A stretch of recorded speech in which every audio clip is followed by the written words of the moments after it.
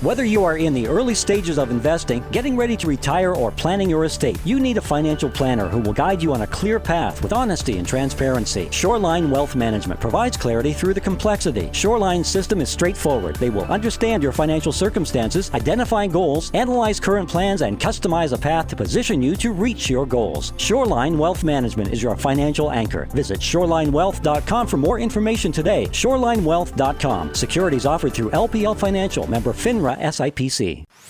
Securities and advisory services offered through LPL Financial, a registered investment advisor, member FINRA SIPC.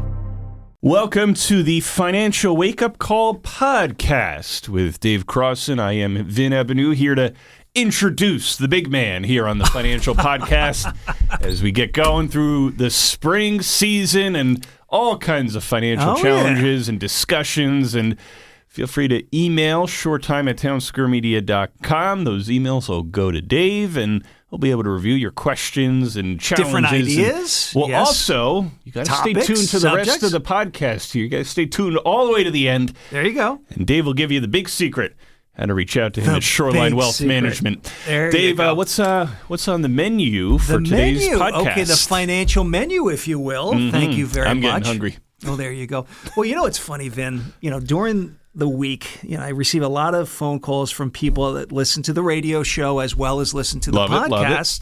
And they will say, hey, David, something to talk about is this, or here's a subject, or something to consider. Yeah, and it seemed feedback. Like, well, I need it. I want it.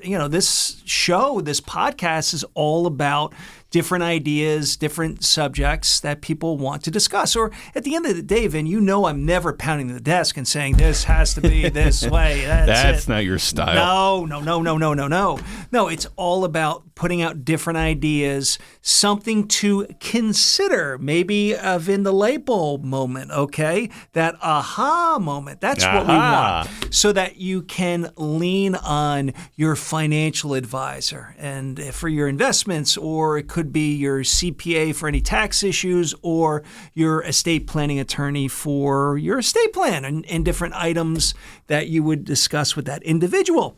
Well, Vin, let me tell you this.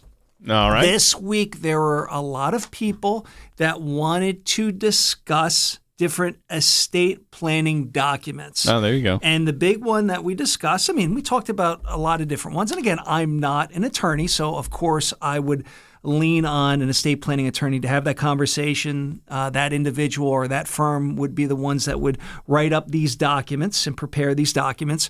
But the question was, David, a will. Just what is the need? Because I have most of my accounts set up where I have a beneficiary designation, or I have an account that I have, say, a joint owner, and I clearly outline where different assets go. But what is the need for a will? What does it do? Is it better to have a will over a beneficiary designation? Answer these questions. So I said, okay, let's start with, basically what is a will? And as I do in every show, I like to break it down in a general sense, to talk about why would a person need a will or have a will? And what does it do? Consider this. A will is a legal document that basically tells people, if you will, or wherever the direction is where money is going or assets are going, right, where it should be. So let's put an example out there. Let's say I passed away and I had various accounts that did not have a beneficiary designation. I have a home and it's just in my name and I pass away. Well, Finn, do you get the home? Is it a coin flip? Well, there you go. It's done. It will outline in this legal document what happens to my assets when I pass away. If there isn't a beneficiary designation, let's say everything that I own is just in my name, well, where do these assets go? Is it to a charity? Is it to a person? What's going on? Or is it to many people? What is the situation? So with a will, it's a roadmap. I think that's the best way to talk about it. It's a roadmap that clearly outlines where assets go that do not have a home yet. In other words, it doesn't or I should say these assets, it's not clear what should happen to them because there isn't a beneficiary designation. There isn't something that's set up as, say, a joint account or something where it would go to the other person or people on these accounts. So it's a needed document or a necessary document, so it clearly outlines any asset that needs to be probated. And what does that mean? Basically, when you probate a will, it's the process where you take your will, you go to the surrogate court, which locally would be right here in Toms River, and then you get your surrogate certificate, which clearly indicates the executor, which again would be in the will. The executor is going to be that individual, or it could be a financial firm or some person on there that you've designated to distribute your assets. It clearly will say, okay, let's say I have, Vin, you're my executor. All right. It would say it in the will. So what would happen is, as the executor, you would take the will, go to the court, and then you are named as that executor. So basically what would then happen is all of my assets that are just in my name that do not have a beneficiary designation or a joint ownership, those assets would go into an account, an estate account, where then you would have the ability to distribute those assets. Now, maybe there's certain assets that need to be sold. There could be different stocks where you could actually sell the stock, or it could be a situation where you can distribute the actual holding itself to individuals. Let's say instead of selling it, it would be distributed and broken down to different brokerage accounts. And what's nice about any sort of distributions, there's typically an option to choose how the beneficiary would receive it. Is it going to be liquidated and they would get cash? Would it be a situation where they actually get the holding itself? And depending on what the asset is, it could give you those various choices. And for some beneficiaries, they may want the liquid monies, the cash. Some may want the physical holding. And another thing too, Vin, currently how it's written, the tax law for cost basis is upon my passing, there is a step up in cost basis. So let's say I bought something, I'll make up a number. It's $20,000 in value and I bought it at $10,000. Okay. Now there would be that step up to the date of death value. So again, somebody may want to have that asset moved to them and keep it. They like that particular investment. It could be a stock, mutual fund, whatever the situation is, maybe a bond. Or somebody may say, you know what? I'm not going to have any capital gains on this asset. I do want to liquidate it and use it for other purposes. But summing up what a will really does, it just gives clarity where assets need to go. So the conversation I had with a listener, they said, well, what is the need for? Why wouldn't I just simply have everything set up where there's a beneficiary designation? And why wouldn't I have it set up that it wouldn't have to be probated the asset, and I could just have it set up that it goes to these individuals, not have to be probated, and it would go directly to them without having to go through this process. Well, consider this. Let's say the home I own is just in my name. Okay. Now, without putting the home in a trust, I can't put beneficiary designations on a home unless I put it in a trust. Now, you're asking, well, what would be the purpose of a trust? Well, I could have a trust set up where the home is owned by a trust, and it would clearly have language in the trust that says these are the beneficiaries, and then upon my passing, it would then go according to the terms of the trust. Where with a will, all that information is when I pass away and the will is probated, that it clearly outlines what is going to happen. Now, one thing I will say, Vin, with New Jersey, the probate process is pretty simple, and it's not that expensive to do, where other states can be very expensive. So I'll give you an example. Okay.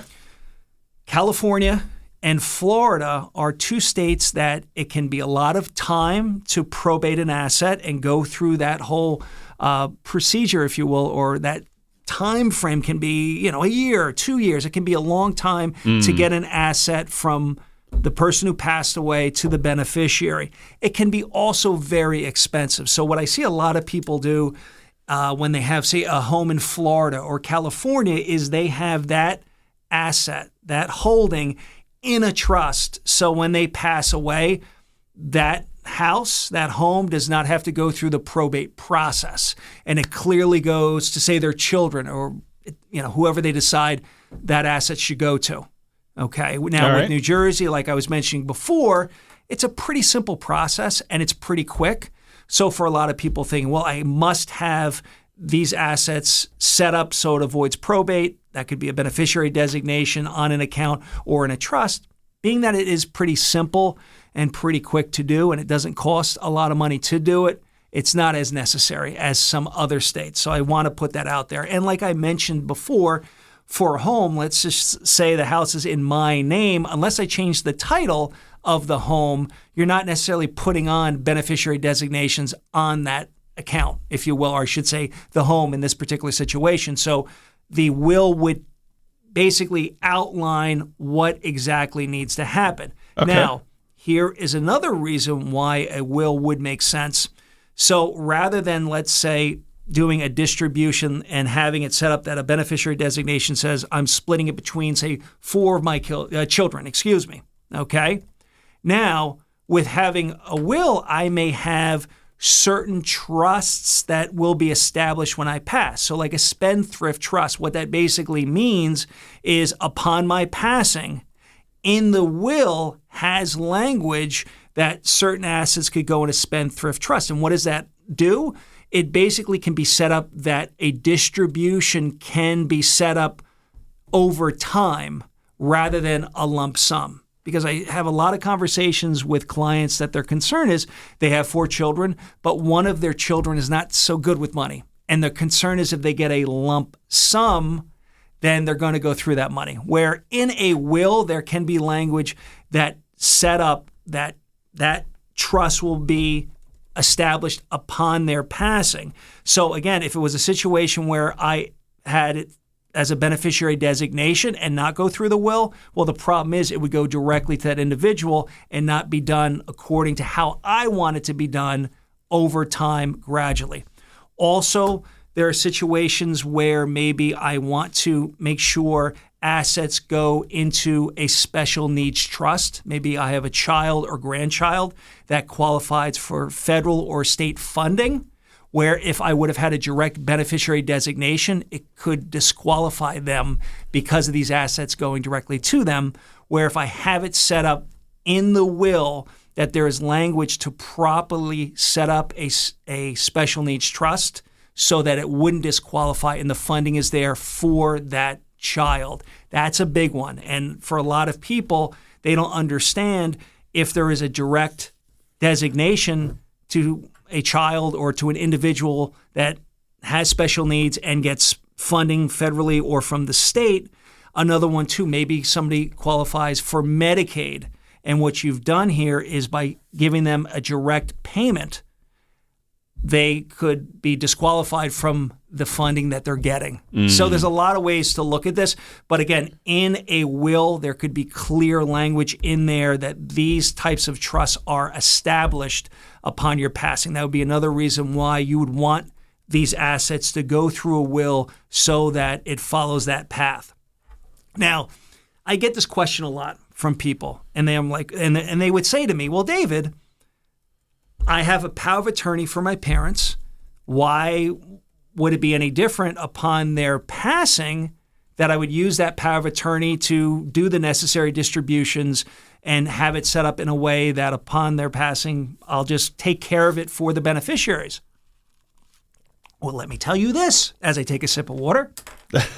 When somebody passes away, so let's use an example. Let's say I am the power of attorney for my dad. And basically, I have that power of attorney that I'm handling his payment of his bills and different things that need to be done while he's alive. The moment he passes away, that power of attorney is done. There is no more power. It's over.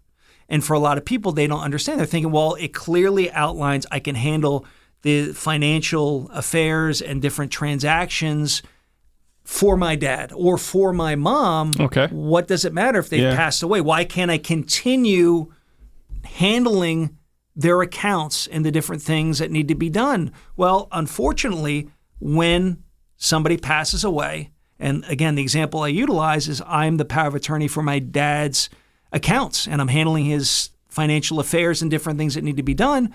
Well, upon his passing, it ends, and that's the end of it. So then what happens is in a will, the executor then has that power, if you will. They would probate the will, and then the executor's job is then to take care of all the different things that are set up in the will. The distributions, the tax filings, whatever needs to be done for that person's estate. So again, think of it this way. A power of attorney is utilized to handle somebody's affairs, financial affairs, while they're alive. Upon their passing, it ends, and then the person that is the executor in the will probates the will, and then they handle what needs to be done following the language that's in the will to do what it's asking. It could be to do the distribution, set up different trusts like we talked about before. That's what the executor would do. And that's a basic difference between what a power of attorney would do. They handle these different items while somebody is alive, their financial transactions, whatever what is actually laid out in the actual language of the power of attorney. But when somebody passes away, the executor then takes on those responsibilities of handling the estate and taking care of what needs to be done according to how the language is in that will. I hope that makes sense. Making it very clear, power of attorney while somebody is alive, the executor when somebody passes away. And again, it's clearly outlined in the will and what the responsibilities are. Now, one thing I will say, when it comes to the executor, it's a difficult decision. For a lot of people, they'll be like, well, I'll just have my son or daughter handle it. Well, number one, if your son and daughter is in another state and it's challenging for them to be local to handle certain aspects of getting the estate account established, the different financial institutions, it may be very challenging.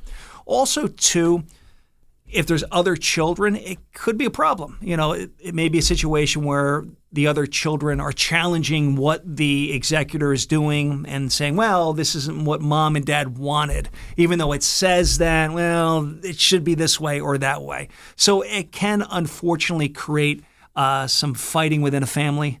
So one thing to consider when you're doing your legal documents and getting everything set up, you may want to have a conversation with the attorney and say, hey, if the attorney is the executor, they would outline what the fees are and exactly how they would handle everything that needs to be done. You know, the setting up with the CPA, the tax filings, making the proper distributions. In a lot of cases, having somebody who is not part of the process, meaning a beneficiary, handle that may make more sense. Again, I'm not saying you have to go that way. Right. But for people that are concerned that maybe there could be some fighting, or let's just say the person that you name is not up to the task.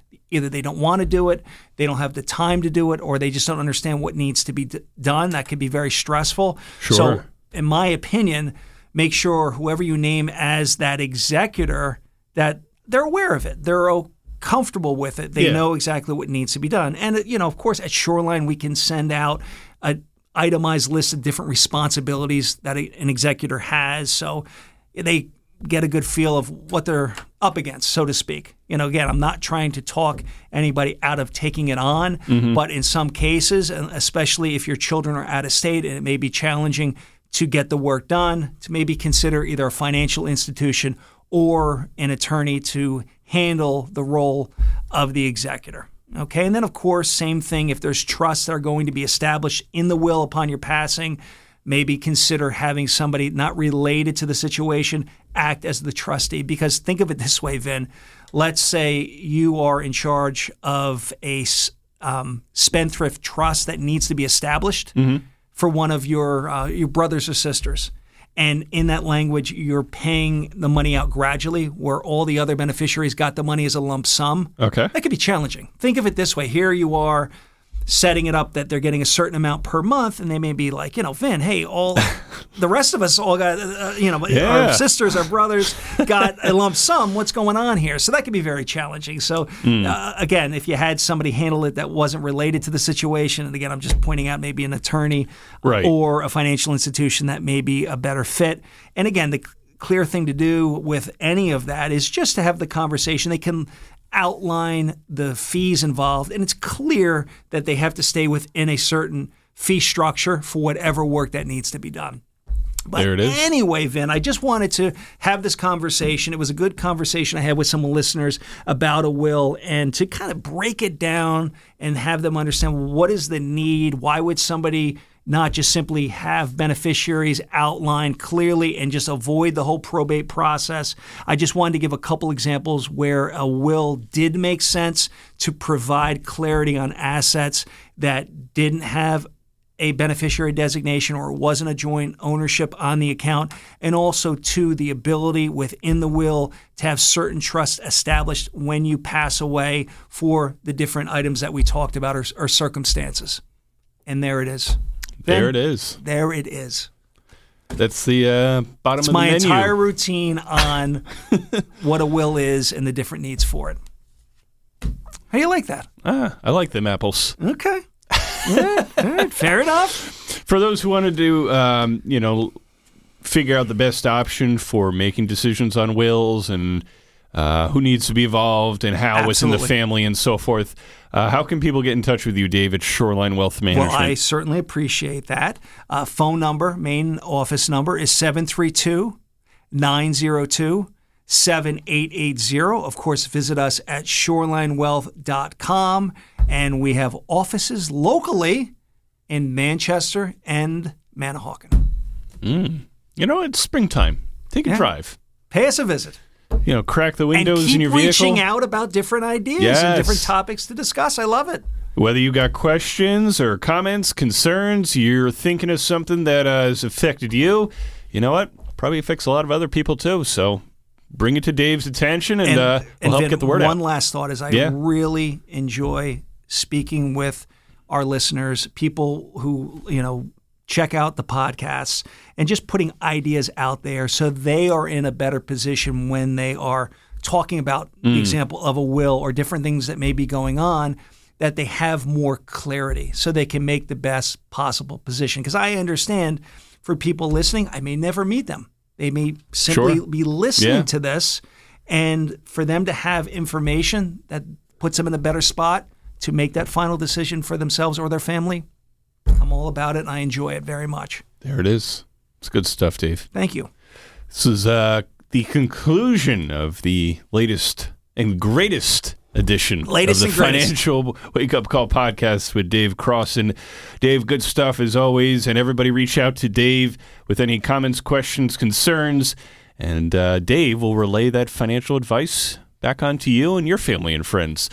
Tune in next week for the next edition of the Financial Wake Up Call podcast with Dave Crossan. I'm Vin Ebenu.